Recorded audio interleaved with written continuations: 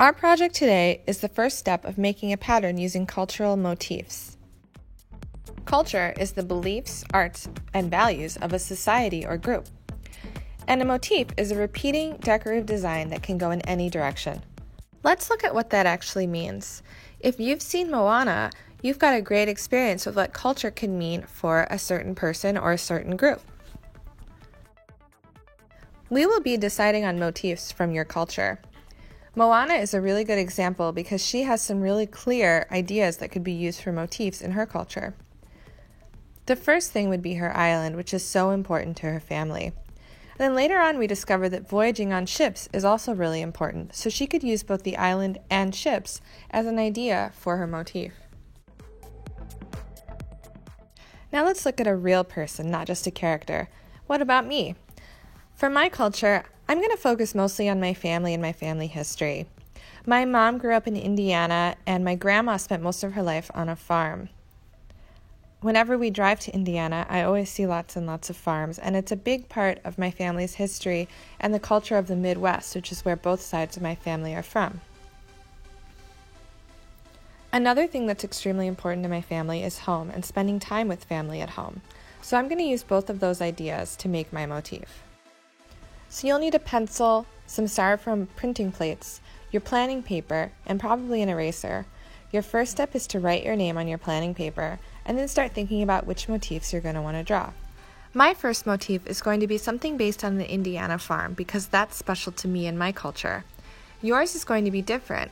Everybody will have unique symbols based on themselves and their culture. You want to keep your drawing simple and use only lines. We aren't going to be able to put any value in this drawing because there'll be no opportunity to really add shading. We'll only be doing one print in one color. So keep your drawing just lines and keep it fairly simple to make it easier for you to put into the styrofoam plate. Then I'm writing the name of my design and my motif, which is farming in Indiana, and it's time to move on to my second motif. My second motif is going to be based on the idea of family at home, so I'm drawing a really simplified house. This is not how the house that I lived in when I was young looked like. This isn't how my mom's house, this isn't how my grandma's house looked. It is just a symbol of a house because it's simple and it's something that everybody would understand. This is my first motif of the windmill in Indiana to represent farming in Indiana. And this is my second motif of a simplified house to represent the importance of home and family. Now we're ready to move on to your styrofoam printing plates. We will just be making the plates today and we'll be printing with them next time, so don't worry if you don't have any ink. You'll use a pencil to carve into them, but you want to make sure that it's dull. You'll probably want to even draw with it a little bit, scribble on a piece of paper to really dull it down. If it's too sharp, it'll break through your styrofoam, which you definitely don't want. Now my pencil is dull enough, and I'm ready to start carving into my styrofoam. Press hard enough to make an indentation, but not so hard that you go through the styrofoam when you're making your design. Also make sure that you put your name on the back of each plate because it's really easy for these to get lost, and they're so simple they might look similar to other people's. Get your planning sheet in front of you and start making your design.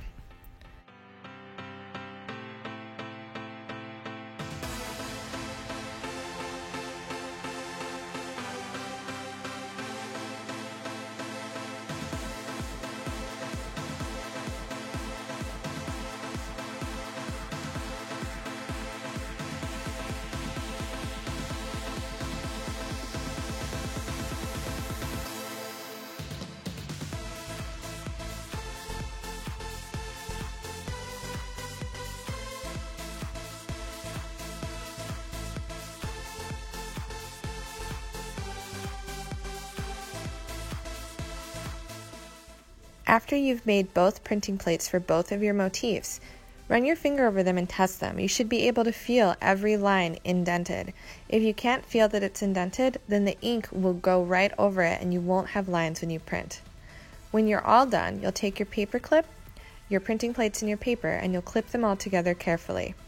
Then you have your table's binder clip, and you'll put it in the center of your table and clip everybody at your table's work together using this clip. So start thinking now. What are your cultural motifs? What are things that are important to your family or your culture? Alfie says, thanks for watching. I hope you have a lot of fun deciding on your cultural motifs today, and don't forget to click like and subscribe. Bye!